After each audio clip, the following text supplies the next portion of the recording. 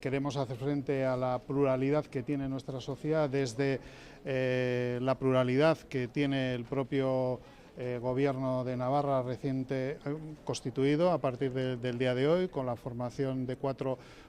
formaciones políticas que vamos a trabajar juntos en esa dirección, y que además tenemos una hoja de ruta clara y que vamos a afrontar los retos que plantea la sociedad navarra desde una visión progresista que está recogida en el acuerdo programático. Sin duda, nos encontramos con una situación de Navarra mejor que la que había hace 4 años cuando el anterior gobierno tomó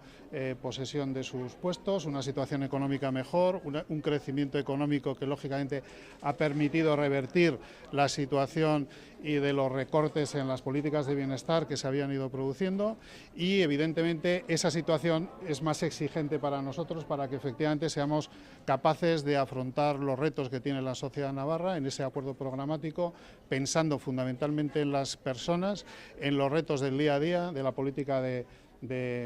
salud, de empleo y de la generación de actividad económica, y contando con todos los sectores que conviven en esta sociedad.